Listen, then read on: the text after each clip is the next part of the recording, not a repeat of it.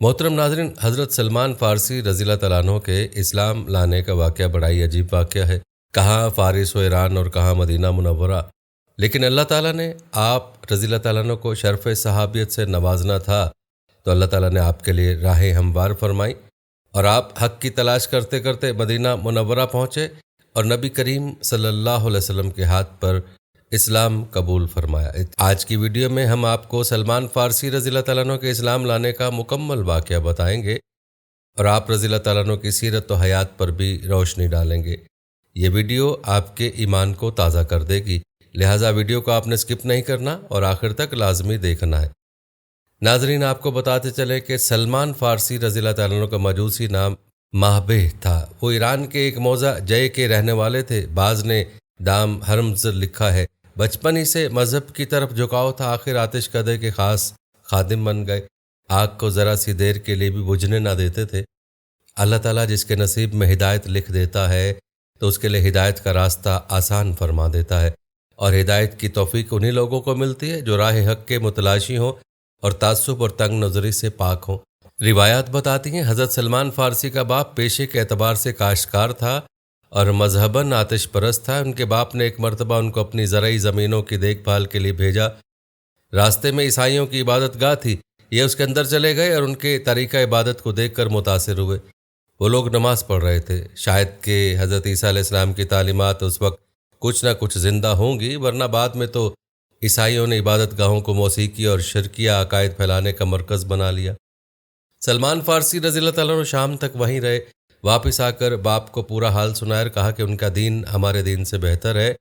باپ نے تردید کی اور بیٹے کو سمجھانے کی کوشش کی، لیکن یہ اصرار کرتے رہے کہ آتش پرستی سے عیسائیوں کا دین بہتر ہے۔ کہتے ہیں جب باپ کو خدشہ ہوا کہ آباء و اجداد کا مذہب چھوڑ دیں گے تو اس نے ان کو گھر میں قید کر دیا۔ کسی طرح حضرت سلمان فارسی رضی اللہ تعالیٰ عنہ گھر سے فرار ہو کر ایک قافلے کے ساتھ شامل ہو کر وہاں چلے گئے جہاں عیسائیوں کے دین کا مرکز تھا۔ وہ عیسائیوں کے سب سے بڑے مذہبی پیشوا کے پاس رہنے لگے۔ حضرت سلمان فارسی رضی اللہ تعالیٰ عنہ فرماتے ہیں یہ شخص بد دیانت اور دنیا پرست نکلا، لوگوں کو صدقہ و خیرات کی ترغیب دلاتا اور جو اموال صدقہ قیمت میں آتے وہ خود رکھ لیتا اور مسکینوں کو کچھ نہ دیتا۔ اس کی موت کے بعد حضرت سلمان رضی اللہ تعالیٰ عنہ نے اس کے ماننے والوں کو اس کی حقیقت بتائی اور اس کے گھر میں رکھے ہوئے سونے چاندی سے بھرے ہوئے 7 مٹکے دکھائے تو وہ لوگ بڑے برہم ہوئے اور ان کے دل سے اس پادری کی وہ وقت نکل گئی۔ انہوں نے اس کو دفن بھی نہ کیا بلکہ اس کی لاش کو سولی پر چڑھا دیا اور پتھر مار مار کر چورا کر دیا۔ اس کے بعد دوسرا پادری اس منصب پر فائز ہوا۔ حضرت سلمان رضی اللہ تعالیٰ عنہ فرماتے ہیں یہ دوسرا شخص اس پہلے شخص سے بہت افضل تھا اور دنیا سے بے رغبت تھا۔ مجھے اس سے محبت ہو گئی اور ایک عرصے تک اس کے ساتھ گرجے میں رہا۔ موت کے وقت اس نے وصیت کی کہ اب تم فلاں شخص کے پاس چلے جاؤ، کیونکہ اس کے سوا حضرت عیسیٰ علیہ السلام کی تعلیمات پر عمل کرنے والا کوئی اور میرے علم میں نہیں ہے۔ جو شہر موصل میں رہتا تھا میں تلاش کرتا اس تک جا پہنچا۔ یہ شخص بھی عابد و زاہد تھا، میں اس کے ساتھ رہنے لگا۔ جب اس شخص کی وفات کا وقت آیا تو اس نے کسی اور کا پتہ بتا دیا جو شہر نصیبین میں رہتا تھا۔ حضرت سلمان فارسی اس کے پاس رہتے رہے، پھر اس کی بھی موت آ گئی اور وہ شہر اموریہ کے کسی عابد کا پتہ بتا گیا۔ حضرت سلمان فارسی رضی اللہ تعالیٰ عنہ اس کے پاس رہنے لگے اور کمانے کا مشغلہ بھی اختیار کر لیا اور کچھ مال بھی جمع ہو گیا۔ جب اس اموریہ والے پادری کو موت نے آ گھیرا تو حضرت سلمان فارسی نے اسے دریافت کیا، اب بتائیے میں آپ کے بعد کہاں جاؤں؟ اس پادری نے آپ رضی اللہ تعالیٰ عنہ سے کہا میرے بیٹے اب میں اس دنیا سے رخصت ہوتا ہوں۔ اب نبی آخر الزماں کے ظہور کا وقت قریب آ پہنچا ہے، جو سرائے عرب سے اٹھ کر دین حنیف کو زندہ کرے گا اور زمین کی طرف ہجرت کرے گا جہاں کھجوروں کی کثرت ہوگی، اس کے دونوں شانوں کے درمیان مہر نبوت ہوگی۔ وہ ہدیہ قبول کرے گا لیکن صدقے کو اپنے لیے حرام سمجھے گا۔ تم جب اس نبی پاک کا زمانہ پاؤ تو اس کی خدمت میں ضرور حاضر ہونا۔ اس مرد درویش کے انتقال کے بعد حضرت سلمان اسی جستجو میں رہنے لگے کہ کوئی قافلہ حجاز کی طرف جا رہا ہو تو اس میں شامل ہو جائیں۔ آپ رضی اللہ تعالیٰ عنہ کی جستجو رنگ لائی اور قبیلہ بنو کلب کا ایک قافلہ اموریہ سے گزرا۔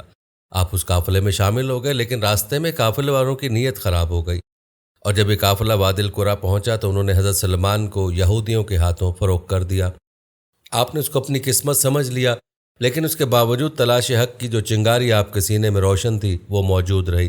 ایک دن اس یہودی کا ایک رشتہ دار جو یثرب یعنی مدینہ کا رہنے والا تھا وہ اس سے ملنے آیا۔ اس کو ایک غلام کی ضرورت تھی اس نے حضرت سلمان کو مالک سے انہیں خرید لیا اور یثرب لے آیا، جہاں جب آپ رضی اللہ تعالیٰ عنہ کھجور کے درختوں کے جھنڈ دیکھے تو آپ سمجھ گئے کہ اب تلاش ختم ہونے والی ہے۔ روایت بتاتے ہیں کہ ایک دن سلمان فارسی رضی اللہ تعالیٰ عنہ ایک درخت پر چڑھے کام کر رہے تھے کہ ایک یہودی شہر سے بھاگتا ہوا آیا اور کہنے لگا، خدا بنو قیلا کو غارت کرے، سب کے سب قبا میں ایک شخص کے پاس جا رہے ہیں جو مکہ سے آیا اور خود کو نبی کہتا ہے۔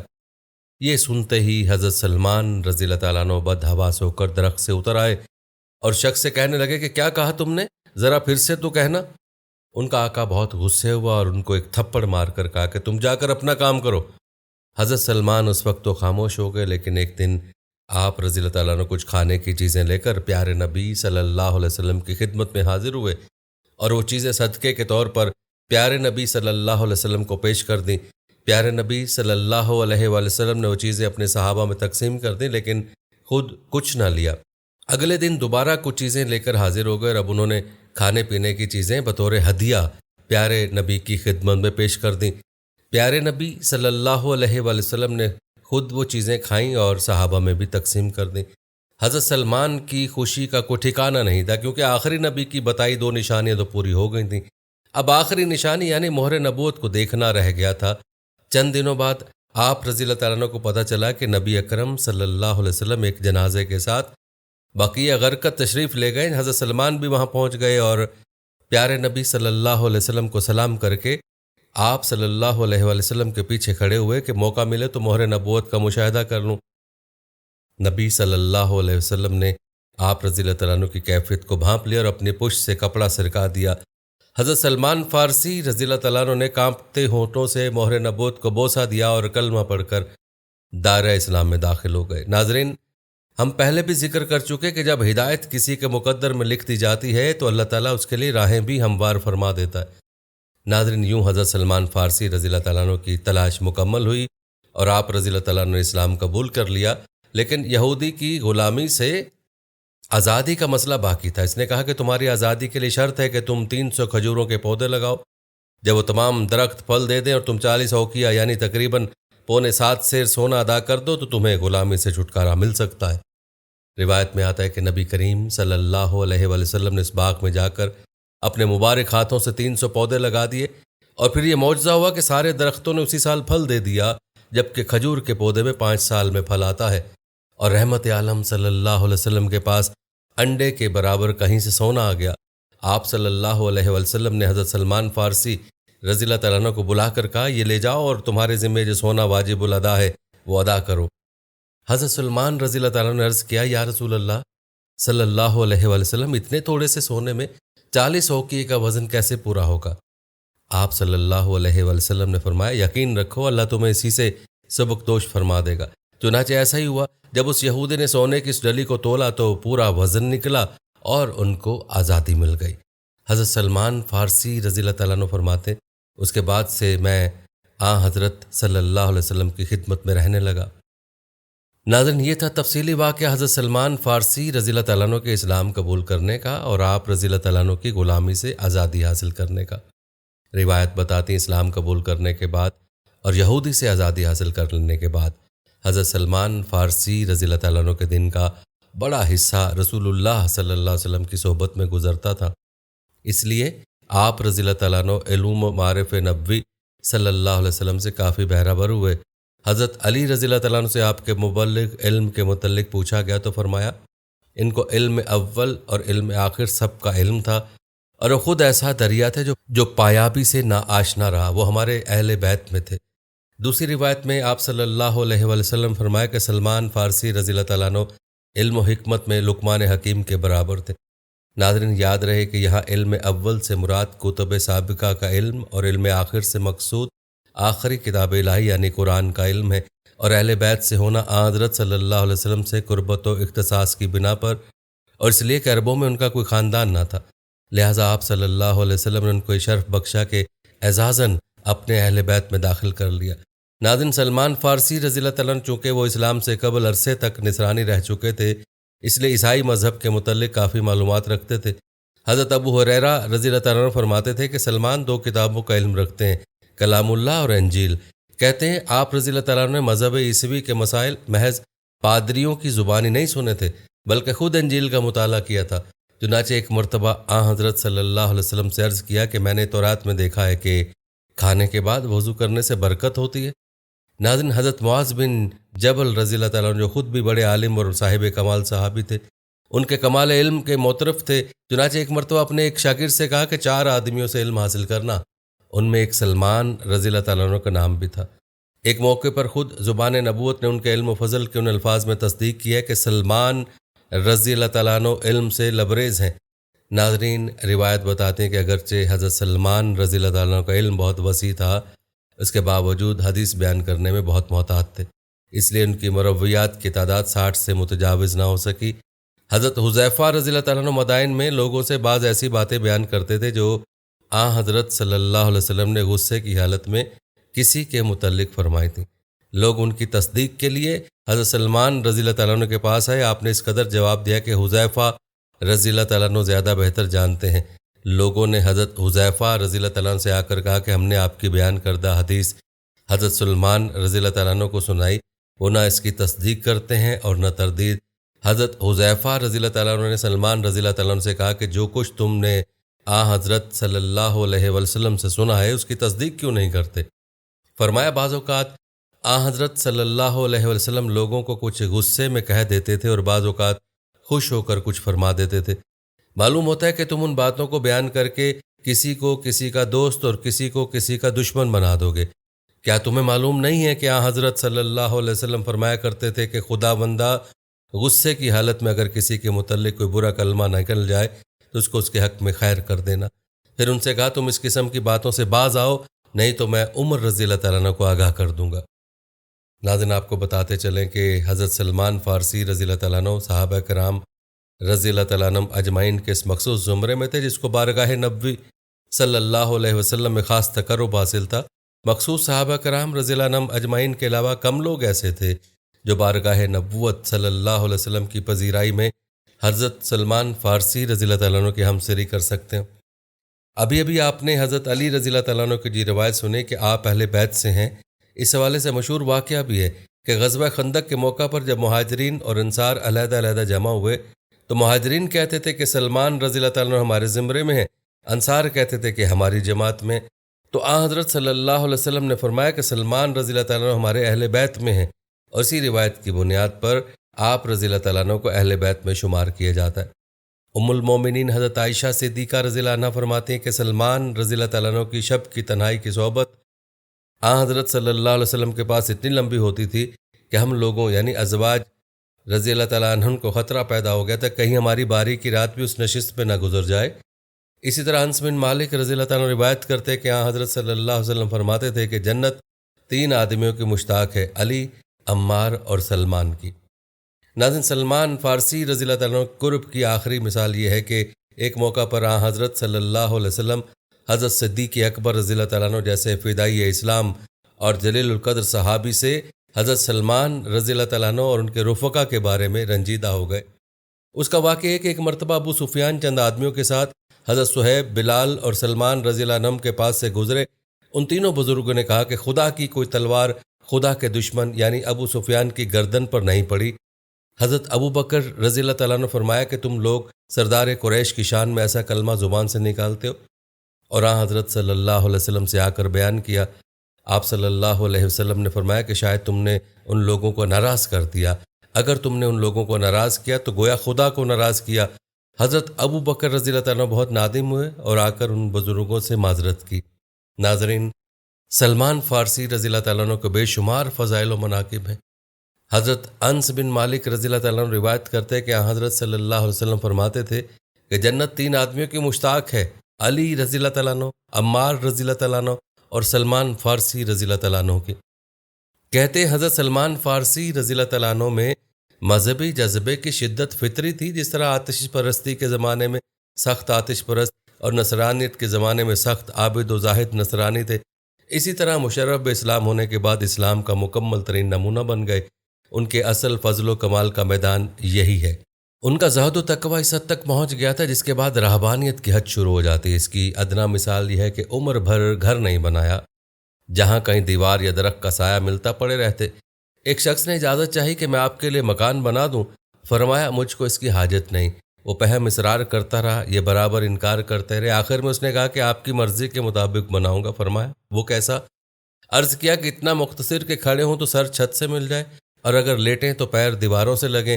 فرمایا خیر اس میں کوئی مذائقہ نہیں، چنانچہ اس نے ایک جھونپڑی بنا دی۔ اس زہد کا اثر زندگی کے ہر شعبے میں نمایاں تھا۔ خرافات دنیاوی کو کبھی پاس نہ آنے دیا۔ وفات کے وقت گھر کا پورا اثاثہ 20-22 درہم سے زیادہ کا نہ تھا۔ بستر میں معمولی سا بچھونا تھا اور 2 اینٹیں جن کا تکیہ بناتے تھے، اس پر بھی روتے تھے اور فرماتے تھے کہ حضرت صلی اللہ علیہ وسلم نے فرمایا کہ انسان کا ساز و سامان ایک مسافر سے زیادہ نہیں ہونا چاہیے، اور میرا یہ حال ہے۔ یہ حالت زندگی کے ہر دور میں قائم رہی۔ جب امارت کے عہدے پر ممتاز سے اس وقت بھی کوئی فرق نہ آیا۔ حسن بیان کرتے ہیں کہ سلمان رضی اللہ تعالیٰ عنہ جب 5,000 تنخواہ پاتے تھے، 30,000 نفوس پر حکومت کرتے تھے، اس وقت بھی صرف ان کے پاس ایک ابا تھی جس میں لکڑیاں جمع کرتے تھے، اس کا آدھا حصہ بچھاتے تھے اور آدھا اوڑھتے تھے۔ زہد و تقوی کا یہ حال تھا کہ خادم کو گوشت کی بوٹیاں گن کر دیا کرتے تھے کہ مبادا اس کی طرف سے کوئی سوء ظن نہ پیدا ہو۔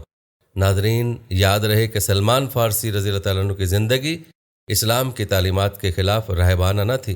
مذہبی تسلط کے ساتھ ساتھ دنیاوی حقوق کا بھی پورا لحاظ رکھتے تھے اور دوسروں کو بھی اس کی تلقین کرتے تھے۔ ان کے اسلامی بھائی حضرت ابو درداء رضی اللہ تعالیٰ عنہ بڑے عابد و زاہد بزرگ تھے۔ رات بھر نماز پڑھتے اور دن بھر روزہ رکھتے تھے، ساری رات عبادت میں گزار دیتے۔ حضرت سلمان رضی اللہ تعالیٰ عنہ سے ملنے کے لیے ان کے گھر جایا کرتے تھے۔ ایک مرتبہ ابو درداء رضی اللہ تعالیٰ عنہ کو بیوی کو بہت خراب حالت میں دیکھا۔ پوچھا تم نے یہ کیا صورت بنا رکھی ہے؟ انہوں نے کہا کس کے لیے بناؤ سنگھار کروں؟ تمہارے بھائی کو تو دنیا کی ضرورت باقی نہیں رہی۔ حضرت ابو درداء رضی اللہ تعالیٰ عنہ اب گھر آئے تو ملنے ملانے کے بعد کھانا منگایا، مگر خود معذرت کی کہ میں روزے سے ہوں۔ فرمایا جب تک تم نہ کھاؤ گے میں بھی نہیں کھاؤں گا۔ پھر رات کو حضرت سلمان رضی اللہ تعالیٰ عنہ ان کے پاس ہی لیٹے اور ان کو دیکھتے رہے۔ جب وہ عبادت کو اٹھے تو روک کر فرمایا کہ تم پر اور تمہارے رب، تمہاری آنکھ اور تمہاری بیوی سب کا حق ہے۔ روزوں کے ساتھ افطار اور شب بیداری کے ساتھ سونا بھی ضروری ہے۔ اس کے بعد دونوں نے معاملہ حضرت صلی اللہ علیہ وسلم کے سامنے پیش کیا۔ آپ صلی اللہ علیہ وسلم نے ابو درداء رضی اللہ تعالیٰ عنہ کو مخاطب کر کے فرمایا کہ سلمان تم سے زیادہ مذہب کے واقف کار ہیں۔ آپ کو بتاتے چلے کہ حضرت صلی اللہ علیہ وسلم نے مکی مہاجرین کی طرح ان کی حضرت ابو درداء رضی اللہ تعالیٰ عنہ سے مواخات کرا دی تھی، بخاری میں۔ ناظرین کہا جاتا ہے کہ حضرت سلمان فارسی رضی اللہ تعالیٰ عنہ کی تصویر حیات میں تکلف کے آب و رنگ کی بجائے سادگی بہت غالب تھی، جو ہر زمانہ میں یکساں قائم رہی۔ مدائن کی عمارت کے زمانے میں جب کہ شان و شوکت اور آسائش وغیرہ تمام لوازم ان کے لیے مہیا ہو سکتے تھے، اس وقت بھی ان کی سادگی میں کوئی فرق نہیں آیا۔ لباس میں ایک عبا اور ایک معمولی سی جانگیا اور ایک اونچا پاجامہ ہوتا تھا۔ چونکہ ان کے سر کے بال گھنے اور کان لمبے لمبے تھے، اس لیے اس ایرانی حیت کو دیکھ کر لوگ گرگ آمد کہتے۔ ایک مرتبہ اسی عمارت کے زمانے میں شان و شوکت سے نکلے کہ سواری میں بلا زین کے گدھا تھا۔ لباس میں ایک تنگ اور چھوٹی قمیض تھی جو سواری سے کسی وجہ سے اٹھ گئی تھی، جس سے گھٹنے بھی نہ چھپتے تھے، ٹانگیں کھولی ہوئی تھیں۔ لڑکے اس حیت قزائی میں دیکھ کر ان کے پیچھے لگ گئے۔ لوگوں نے طوفان بدتمیزی دیکھا تو ڈانٹ کر ان کو ہٹایا کہ امیر کا پیچھا کیوں کرتے ہو؟ اس طرح ایک دستہ فوج کی سرداری سپرد ہوئی۔ فوجی عمارت کی شان و شوکت کا تو کیا ذکر، یہاں معمولی سپاہی کی بھی وجہ نہ تھی۔ چنانچہ فوجی نوجوان دیکھ کر ہنستے اور کہتے کہ یہی امیر ہیں۔ حضرت ابو درداء رضی اللہ تعالیٰ عنہ کی والدہ فرماتی ہیں کہ حضرت سلمان فارسی رضی اللہ تعالیٰ عنہ ایک مرتبہ مدائن سے شام آئے۔ اس وقت وہاں کے گورنر تھے، مگر اپنی سادگی کی وجہ سے معمولی لباس اور ابتر حالت میں تھے۔ ان سے کہا گیا کہ آپ نے اپنے آپ کو اس قدر ابتر کیوں بنا رکھا ہے؟ آپ رضی اللہ تعالیٰ عنہ نے فرمایا کہ آرام و راحت تو صرف آخرت کے لیے ہے۔ اسی طرح ابو قلابہ راوی ہیں، ایک شخص حضرت سلمان فارسی رضی اللہ تعالیٰ عنہ کے یہاں گیا، دیکھا تو بیٹھے آٹا گوندھ رہے ہیں۔ پوچھا خادم کہاں ہے؟ کہا کام سے بھیجا ہے۔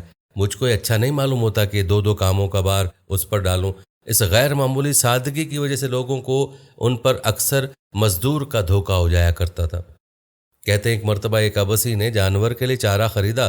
حضرت سلمان فارسی رضی اللہ تعالیٰ عنہ کھڑے تھے، ان سے کہا کہ اس کو گھر تک پہنچا دو۔ وہ اٹھا کر لے چلے۔ راستے میں لوگوں نے دیکھا تو کہنے لگے لائیے ہم پہنچا دیں۔ یہ حال دیکھ کر عبسی نے پوچھا یہ کون ہے؟ لوگوں نے کہا کہ حضرت صلی اللہ علیہ وسلم کے صحابی ہیں۔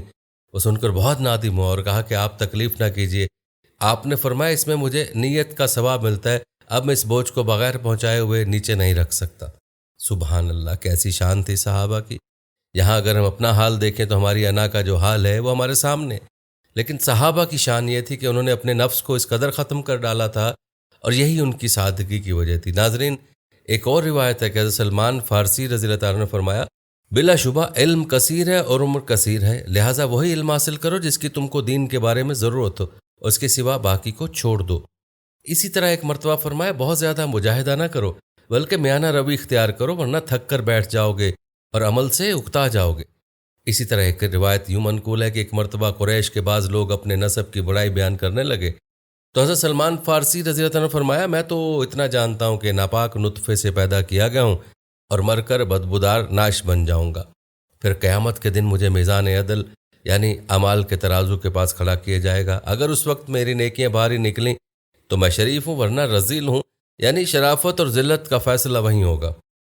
ناظرین، آپ نے حضرت سلمان فارسی رضی اللہ عنہ کی چند روایت ملاحظہ فرمائیں جو حکمت سے لبریز ہیں۔ آئیے آپ کو سلمان فارسی رضی اللہ تعالیٰ عنہ کی چند مشہور اقوال زرعی بتاتے ہیں جو مختلف کتب سے نقل کیے گئے۔ آپ فرماتے ہیں، تمہیں چاہیے کہ قبل اس کے کہ جھگڑا ہو جائے کنارہ کشی اختیار کر لو۔ اچھے کام پہلے پہل مشکل ہی دکھائی دیتے ہیں۔ انسان کی تباہی و بربادی گناہوں میں پنہا ہے۔ وہ لوگ قابل رشک ہیں جو مجھ سے زیادہ صاحب علم ہیں، یقینی طور پر وہ لوگ قابل رحم ہیں جن کا علم مجھ سے کم ہے۔ کمزوروں کو معاف کرنا ہی دلیری ہے۔ فرمایا، خوشیاں تقسیم کرنے سے خوشیاں حاصل ہوتی ہیں، اور فرمایا اللہ تعالیٰ کی صفات کا شمار ممکن ہی نہیں۔ آپ رضی اللہ تعالیٰ عنہ سے منقول فرماتے ہیں، جب تمہارا کوئی دوست، پڑوسی، رشتہ دار سرکاری ملازم ہو اور وہ تمہیں کچھ ہدیہ دے یا تمہارے کھانے کی دعوت کرے تو تم اسے قبول کر لو۔ اگر اس کی کمائی میں کوئی شبہ ہے تو تمہیں وہ چیز بغیر کوشش کے مل رہی، اور غلط کمائی کا گناہ اس کے ذمہ ہوگا۔ آپ رضی اللہ تعالیٰ عنہ کا ایک اور ارشاد گرامی، جب اللہ تعالیٰ کسی بندے کے ساتھ برائی اور ہلاکت کا ارادہ فرماتے ہیں تو اس سے حیا نکال لیتے ہیں، جس کا نتیجہ یہ ہوتا ہے کہ تم دیکھو گے کہ لوگ بھی اس سے بغض رکھتے ہیں اور وہ بھی لوگوں سے بغض رکھتا ہے۔ آپ فرماتے ہیں، جب بندہ راحت، مسرت اور ثروت کے لمحات میں اللہ تعالیٰ کا ذکر کرتا رہتا ہے، پھر اسے کبھی کوئی تکلیف آ پہنچے اور خدا کے حضور فریاد کرے تو فرشتے سن کر کہتے ہیں کہ یہ مانوس آواز ہے جو اس بندے ضعیف کی ہے۔ اس کے ساتھ ہی وہ فرشتے اللہ تعالیٰ کے ہاں اس کی سفارش کرتے ہیں۔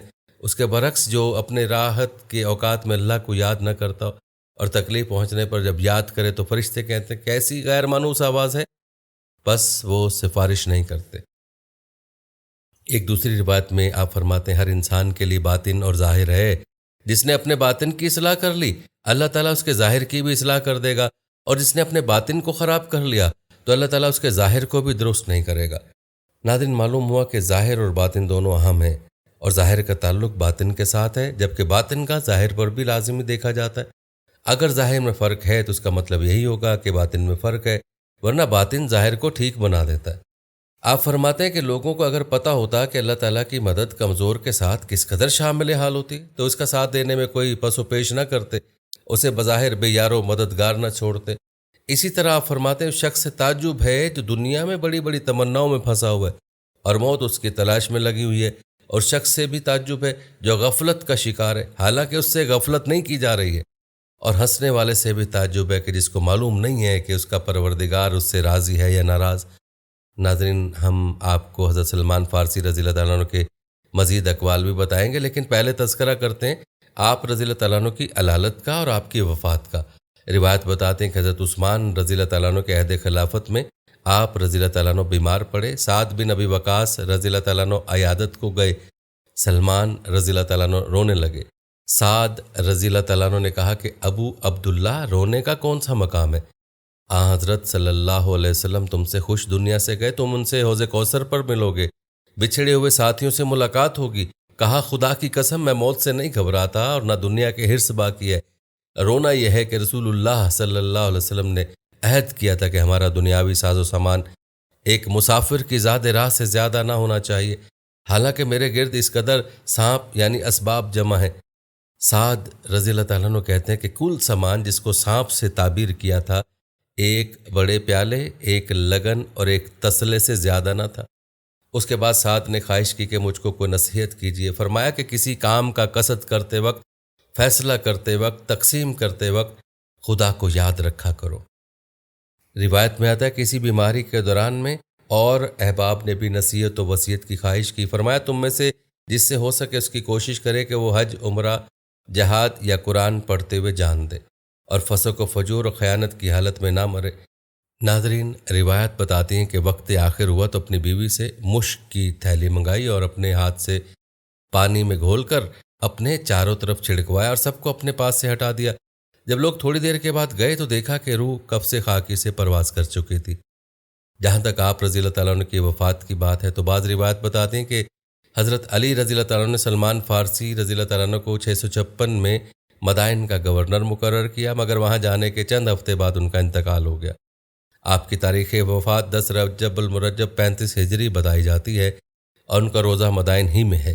ناظرین، یہ تھا تذکرہ حضرت سلمان فارسی رضی اللہ تعالیٰ عنہ کی وفات کا۔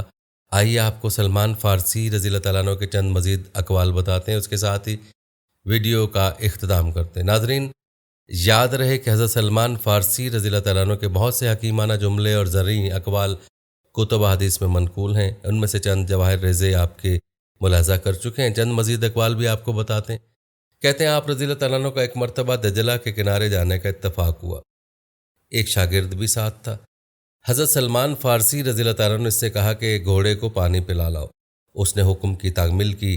آپ رضی اللہ تعالیٰ نے فرمایا خوب اچھی طرح پلاؤ۔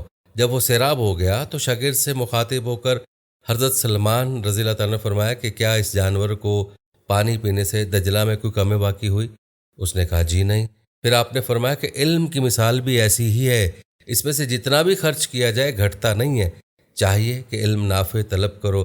آپ رضی اللہ تعالیٰ نے فرمایا کہ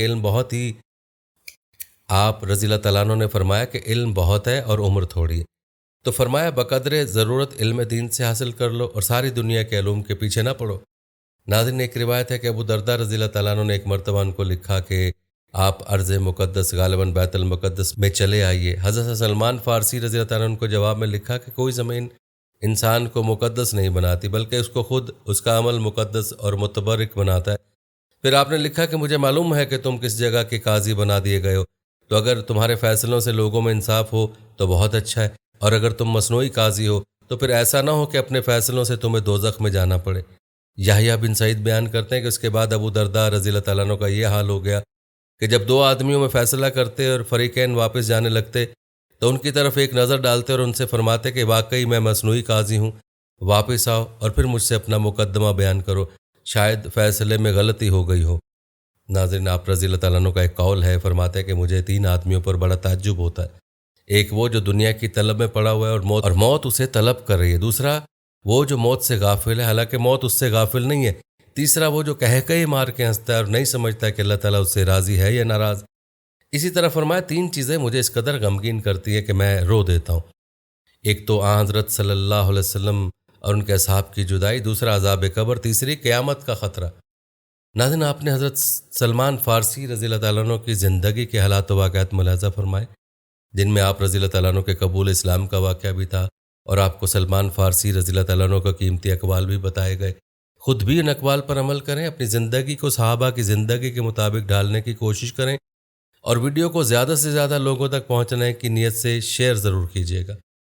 اللہ تعالیٰ سے دعا ہے کہ اللہ تعالیٰ ہمیں صحابہ کے نقش قدم پر چلنے کی توفیق عطا فرمائے اور ہمارے حشر بھی صحابہ کے ساتھ فرمائے، آمین۔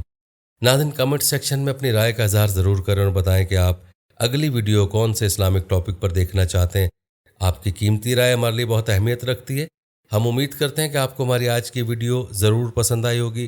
اگر آپ کو ہماری آج کی ویڈیو پسند آئی ہے تو اس کو لائک کریں۔ آخر میں ان لوگوں سے ایک بار پھر درخواست ہے کہ ہمارے چینل کو ضرور سبسکرائب کر لیں جنہوں نے ابھی تک ہمارا چینل سبسکرائب نہیں کیا ہوا۔ سبسکرائب کے ساتھ لگے گھنٹی کے بٹن کو بھی ضرور کلک کریں تاکہ آپ کو ہماری آنے والی مزید ویڈیوز کا نوٹیفیکیشن بر وقت ملتا رہے۔ اللہ تعالیٰ آپ کو اپنی